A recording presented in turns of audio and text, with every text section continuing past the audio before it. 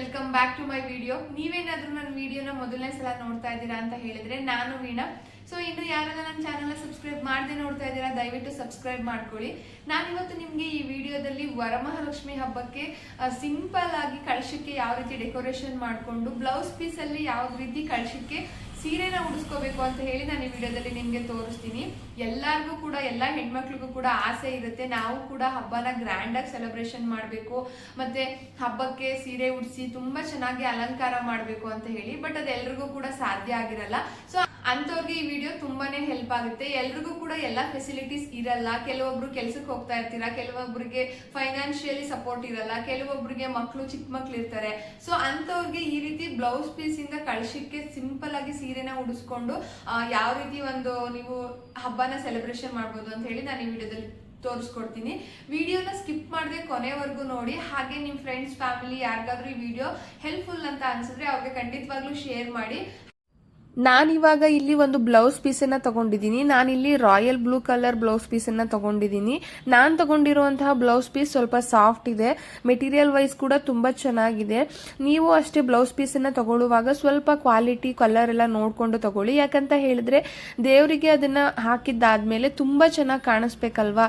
So ಸೀರೆ ಉಡ್ಸಿರೋ ಥರನೇ ನಮಗೆ ಫೀಲ್ ಆಗಬೇಕು, ಆ ರೀತಿ ಕಾಣಬೇಕು ಅಂತ ಹೇಳಿದ್ರೆ ಒಂದು ಚೆನ್ನಾಗಿರುವಂತಹ ಬ್ಲೌಸ್ ಪೀಸನ್ನು ತಗೋಬೇಕು ನೀವು. ನಾನು ತಗೊಂಡಿರುವಂತಹ ಬ್ಲೌಸ್ ಪೀಸಲ್ಲಿ ಇಲ್ಲಿ ಒಂದೇ ಸೈಡಲ್ಲಿ ಬಾರ್ಡರ್ ಇದೆ. ನೀವೇನಾದ್ರೂ ಬ್ಲೌಸ್ ಪೀಸ್ ತಗೋತಾ ಇದ್ದೀರಾ ಅಂತ ಹೇಳಿದ್ರೆ ಎರಡು ಸೈಡಲ್ಲಿ ಬಾರ್ಡರ್ ಇರುವಂತಹ ಬ್ಲೌಸ್ ಪೀಸನ್ನು ತಗೊಳ್ಳಿ, ಅವಾಗ ತುಂಬಾ ಹೈಲೈಟ್ ಆಗಿ ಕಾಣಿಸುತ್ತೆ. ಬಟ್ ನಾನು ತಗೊಂಡಿರೋ ಬ್ಲೌಸ್ ಪೀಸಲ್ಲಿ ಒಂದೇ ಸೈಡಲ್ಲಿ ಬಾರ್ಡರ್ ಇರೋವಂಥದ್ದು. ಇವಾಗ ನೀವು ನೋಡ್ಕೋಬೇಕು, ಉಲ್ಟಾ ಸೀದಾ ನೋಡ್ಕೊಂಡಿದ್ದು ಆದಮೇಲೆ ಈ ರೀತಿಯಾಗಿ ಪ್ಲೇಟ್ಸ್ನ ಹಿಡ್ಕೋಬೇಕಾಗತ್ತೆ. ಮೀಡಿಯಮ್ ಸೈಜಲ್ಲಿ ಪ್ಲೇಟ್ಸ್ನ ಇಟ್ಕೋಬೇಕು. ತುಂಬ ಚಿಕ್ಕದಾಗೂ ಇಟ್ಕೋಬೇಡಿ, ತುಂಬ ದೊಡ್ಡದಾಗೂ ಇಟ್ಕೋಬೇಡಿ. ಈ ರೀತಿಯಾಗಿ ಮೀಡಿಯಮ್ ಸೈಜಲ್ಲಿ ನೀವು ಒಂದು 2.5 ಇಂಚಸ್ಸು ಅಥವಾ 2 ಇಂಚಸ್ಸಲ್ಲಿ ನೀವು ಪ್ಲೀಟ್ಸ್ನ ಇಟ್ಕೋಬೇಕಾಗತ್ತೆ.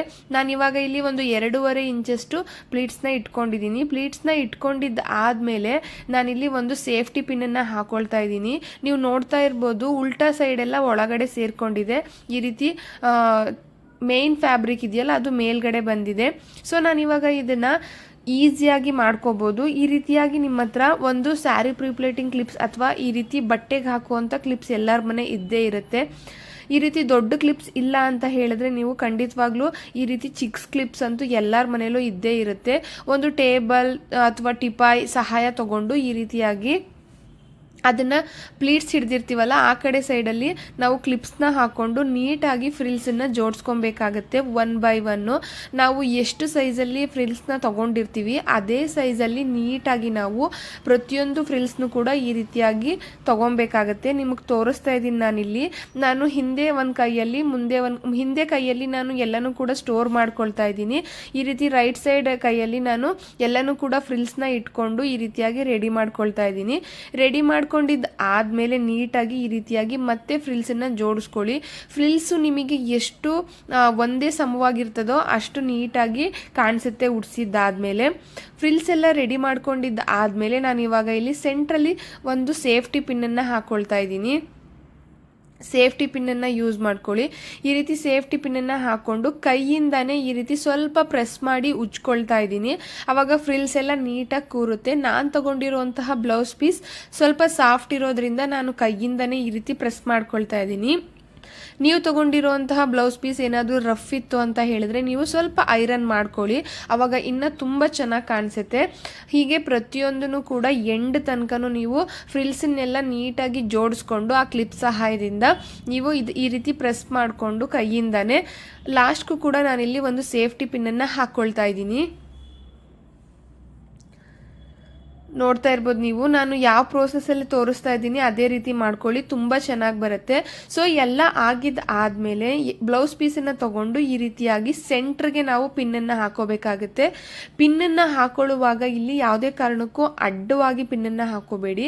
ಯಾಕಂತ ಹೇಳಿದ್ರೆ ಅಡ್ಡವಾಗಿ ಹಾಕೊಂಡ್ರೆ ನೀವು ಕಳ್ಶಕ್ಕೆ ಹಾಕಿದ್ಮೇಲೆ ಸೈಡಲ್ಲಿ ಬ್ಲೌಸ್ ಪೀಸ್ ಅನ್ನೋದು ಎಕ್ಸ್ಪೋಸ್ ಆಗುತ್ತೆ. ಅದಕ್ಕೋಸ್ಕರ ನೀವು ಈ ರೀತಿ ಉದ್ದವಾಗಿ ಹಾಕೋಬೇಕು. ನಾನು ತೋರಿಸ್ತಾ ಇದ್ದೀನಿ ನೋಡಿ, ಇದೇ ರೀತಿಯಾಗಿ ಉದ್ದವಾಗಿ ಹಾಕೋಬೇಕು. ಹಾಕೋಬೇಕು, ಅಡ್ಡವಾಗಿ ಹಾಕೋಬೇಡಿ. ಹಾಕೊಂಡಿದ್ದು ಆದಮೇಲೆ ಒಂದು ಸೇಫ್ ಕ್ಲಿಪ್ ಇದೆ ನೋಡಿ, ಬಟ್ಟೆ ಹಾಕುವಂಥ ಕ್ಲಿಪ್ಪನ್ನು ನಾನಿಲ್ಲಿ ಹಾಕೊಳ್ತಾ ಇದ್ದೀನಿ. ಅದು ಆಗಿದ್ದಾದಮೇಲೆ ಒಂದು 8ರಿಂದ 9 ಇಂಚಷ್ಟು ನಾವು ಬಟ್ಟೆನ ಅಳತೆ ಮಾಡ್ಕೋಬೇಕು. ನಾನಿಲ್ಲಿ ಅಳತೆಯನ್ನು ಮಾಡ್ಕೊತಾ ಇಲ್ಲ, ಯಾಕಂತ ಹೇಳಿದ್ರೆ ನನಗೆ ಅದು ಗೊತ್ತಾಗ್ತಾ ಇದೆ. ಹಾಗಾಗಿ ನಾನಿಲ್ಲಿ ನಿಮಗೇನಾದರೂ ಗೊತ್ತಾಗಲಿಲ್ಲ ಅಂತ ಹೇಳಿದರೆ ಒಂದು ಟೇಪ್ ಸಹಾಯದಿಂದ ಒಂದು 8ರಿಂದ 9 ಇಂಚು ಆಗುವಷ್ಟು ಉದ್ದವಾಗಿ ಇಟ್ಕೊಂಡು ಅಲ್ಲಿ ಮಧ್ಯಕ್ಕೆ ಸೇಫ್ಟಿ ಪಿನ್ನನ್ನು ಹಾಕೋಬೇಕು. ನೀವು ಎಡ್ಜಸ್ಸಲ್ಲಿ ಏನು ಪಿನ್ನನ್ನು ಹಾಕ್ಕೊಂಡಿರ್ತೀರ ಅದೇ ಪಿನ್ನನ್ನು ತಗೊಂಡು ಇಲ್ಲಿ ಹಾಕೋಬೇಕಾಗತ್ತೆ. ಈ ರೀತಿಯಾಗಿ ಪಿನ್ನನ್ನು ಹಾಕೋಬೇಕು. ಈ ರೀತಿ ಪಿನ್ನನ್ನು ಹಾಕೊಂಡಿದ್ದು ಆದಮೇಲೆ 2 ಸೈಡು ನಾವು ಎಡ್ಜಸ್ಸಲ್ಲಿ ಏನು ಪಿನ್ನನ್ನು ಹಾಕ್ಕೊಂಡಿರ್ತೀವಿ ನೋಡಿ, ಅದೆರಡನ್ನೂ ಕೂಡ ನಾವು ಈ ರೀತಿಯಾಗಿ ರಿಮೂವ್ ಮಾಡ್ಕೋಬೇಕಾಗತ್ತೆ. ಸೊ ಸೇಫ್ಟಿ ಪಿನ್ನನ್ನು ನಾವು ತೆಗೆದ ಮೇಲೆ ನೋಡ್ತಾ ಇರ್ಬೋದು ನೀವು, ಫ್ರಿಲ್ಸು ಈ ರೀತಿಯಾಗಿ ಕಾಣಿಸುತ್ತೆ. ಸೊ ನಾನು ಇವಾಗ ಪೂಜೆಗೆ ಎಲ್ಲನೂ ರೆಡಿ ಮಾಡ್ಕೊಂಡಿದ್ದೀನಿ.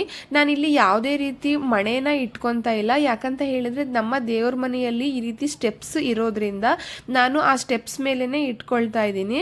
ನಿಮ್ಮ ಮನೇಲಿ ಏನಾದರೂ ಸ್ಟೆಪ್ಸ್ ಇಲ್ಲ ದೇವ್ರ ಮನೇಲಿ ಅಂತ ಹೇಳಿದ್ರೆ ನೀವು ಒಂದು ಮಣೆನ ಇಟ್ಕೊಳ್ಳಿ, ಆನ್ಲೈನಲ್ಲೂ ಸಿಗುತ್ತೆ, ಇಲ್ಲ ಅಂತ ಹೇಳಿದ್ರೆ ನೀವು ಅಂಗಡಿಗಳಲ್ಲೂ ಕೂಡ ತೊಗೊಂಬರ್ಬೋದು. ಆ ರೀತಿ ಮಣೆನ ನೀವು ತೆಗೆದು ಇಟ್ಕೊಂಡು ಅದ್ರ ಮೇಲೆ ಒಂದು ಅಕ್ಕಿ ಹಾಕಿರೋಂತಹ ತಟ್ಟೆನ ಇಟ್ಕೋಬೇಕು.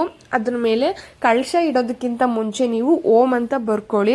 ಅದಾದಮೇಲೆ ನೀವು ಯಾವ ಕಳಶನ ತೊಗೊಂಡಿರ್ತೀರ ಆ ಕಳಶನ ಅಕ್ಕಿ ಮೇಲೆ ಈ ರೀತಿಯಾಗಿ ಇಟ್ಬಿಟ್ಟು ಈ ಬಟ್ಟೆ ಪಿನ್ ಏನಿದೆ ಅದನ್ನು ನಾವು ಹಿಂದೆ ಈ ರೀತಿಯಾಗಿ ಲಾಕ್ ಮಾಡಬೇಕಾಗತ್ತೆ. ನಾನು ಯಾವ ರೀತಿ ತೋರಿಸ್ತಾ ಇದ್ದೀನಿ ನೋಡಿ, ಕಳಶಕ್ಕೆ ಹಾಕಿಬಿಟ್ಟು ಆ ರೀತಿಯಾಗಿ ನೀವು ಇದನ್ನು ಲಾಕ್ ಮಾಡಬೇಕಾಗತ್ತೆ. ಆವಾಗ ಟೈಟಾಗಿ ಕೂತ್ಕೊಳ್ಳುತ್ತೆ ಅದು. ನೋಡ್ತಾ ಇರ್ಬೋದು ನೀವು ಇಲ್ಲಿ ನಾನು ಕಳಶಕ್ಕೆ ಹಾಕ್ಕೊಂಡಿದ್ದು ಆದಮೇಲೆ ಫ್ರಿಲ್ಸನ್ನೆಲ್ಲ ನೀಟಾಗಿ ರೆಡಿ ಮಾಡ್ಕೊಳ್ತಾ ಇದ್ದೀನಿ.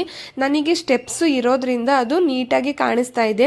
ನಿಮ್ಮ ಮನೇಲಿ ದೇವ್ರ ಮನೇಲಿ ಏನಾದರೂ ಸ್ಟೆಪ್ಸ್ ಇಲ್ಲ ಅಂತ ಹೇಳಿದರೆ ನೀವು ಒಂದು ಮಣೆನ ಇಟ್ಬಿಟ್ಟು ಅದ್ರ ಮೇಲೆ ಕಳಶನ ಇಟ್ಕೊಳ್ಳಿ. ಇವಾಗ ನಾನು ತೆಂಗಿನಕಾಯಿಗೆ ಅರಿಶಿನ ಕುಂಕುಮ ಎಲ್ಲ ಇಟ್ಟಿದ್ದೀನಿ. ಅರಿಶಿನ ಕುಂಕುಮ ಎಲ್ಲ ಇಟ್ಟಿದ್ದು ಆದಮೇಲೆ ನಾನು ಇವಾಗ ಇಲ್ಲಿ ಮುಖವಾಡನ ಕಟ್ಕೊಳ್ತಾ ಇದ್ದೀನಿ. ಬೆಳ್ಳಿ ಮುಖವಾಡನೇ ಕಟ್ಟಬೇಕು ಅಂತ ಏನಿಲ್ಲ, ನಿಮ್ಮ ಹತ್ರ ಯಾವುದಿರುತ್ತೆ ಅದನ್ನು ನೀವು ಈ ರೀತಿಯಾಗಿ ಕಾಯಿಗೆ ಕಟ್ಕೊಬೇಕು. ಸೈಜನ್ನು ನೋಡ್ಕೊಳ್ಳಿ, ಕಾಯಿ ಸೈಜು ಮುಖವಾಡಕ್ಕೆ ಅಡ್ಜಸ್ಟ್ ಆಗೋ ರೀತಿ ಕಾಯಿ ಸೈಜನ್ನು ತಗೊಳ್ಳಿ. ಅದಾಗಿದ್ದಾದ್ಮೇಲೆ ನಿಮ್ಮ ಹತ್ರ ಏನು ಒಡವೆ ಇರುತ್ತೆ ಅದನ್ನು ನೀವು ಇಲ್ಲಿ ದೇವ್ರಿಗೆ ಈ ರೀತಿಯಾಗಿ ಅಲಂಕಾರನ ಮಾಡ್ಕೋಬೋದು. ಅಲಂಕಾರನ ಮಾಡಿದ ಆದಮೇಲೆ ಸ್ವಲ್ಪ ಹೂವನ್ನ ಮುಡಿಸ್ಕೊಳ್ಳಿ. ಅದಾಗಿದ್ದಾದಮೇಲೆ ನೀವು ಪೂಜೆನ ಮಾಡ್ಕೋಬೋದು. ಈ ರೀತಿಯಾಗಿ ಸಿಂಪಲಾಗಿ ನೀವು ಕೂಡ ನಿಮ್ಮ ಮನೆಯಲ್ಲಿ ವರಮಹಾಲಕ್ಷ್ಮಿ ಹಬ್ಬನ ಸೆಲೆಬ್ರೇಷನ್ ಮಾಡ್ಬೋದು. ಹಬ್ಬ ಮಾಡುವಾಗ ನೀವು ಹಣ್ಣು ಹೂವು ಏನು ಇಟ್ಕೊಂಡಿರ್ತೀರ ಅದನ್ನು ಇಟ್ಕೋಬೋದು. ನಾನಿಲ್ಲಿ ಜಸ್ಟ್ ಸಿಂಪಲ್ಲಾಗಿ ಪೂಜೆನ ಮಾಡ್ಕೊಂಡಿದ್ದೀನಿ. ಈ ರೀತಿಯಾಗಿ ನೀವು ಕೂಡ ನಿಮ್ಮ ಮನೆಯಲ್ಲಿ ಸಿಂಪಲ್ಲಾಗಿ ಪೂಜೆನ ಮಾಡ್ಕೊಳ್ಳಿ. ಹಾಗೆ ಈ ವಿಡಿಯೋ ನಿಮಗೆ ಇಷ್ಟ ಆಗಿದೆ ಅಂತ ಅಂದ್ಕೊಂಡಿದ್ದೀನಿ. ಇಷ್ಟ ಆಗಿದ್ರೆ ನಿಮ್ಮ ಫ್ರೆಂಡ್ಸ್ ಫ್ಯಾಮಿಲಿ ಜೊತೆ ಈ ವಿಡಿಯೋನ ಶೇರ್ ಮಾಡಿ. ಹಾಗೆ ನಿಮಗೆ ಹೇಗೆ ಅನ್ನಿಸ್ತು ಅಂತ ಕಮೆಂಟ್ ಮಾಡಿ ಹೇಳೋದು ಮಾತ್ರ ಮರಿಬೇಡಿ. ಇದೇ ರೀತಿ ವಿಡಿಯೋಗಳು ಬೇಕು ಅಂತ ಹೇಳಿದರೆ ನನ್ನನ್ನು ಸಬ್ಸ್ಕ್ರೈಬ್ ಮಾಡಿಕೊಂಡು ಫಾಲೋ ಮಾಡ್ಕೊಳ್ಳಿ. ನೆಕ್ಸ್ಟ್ ವಿಡಿಯೋದಲ್ಲಿ ಮತ್ತೆ ಸಿಗ್ತೀನಿ. ಅಲ್ಲಿವರೆಗೂ ಬಾಯ್ ಬಾಯ್.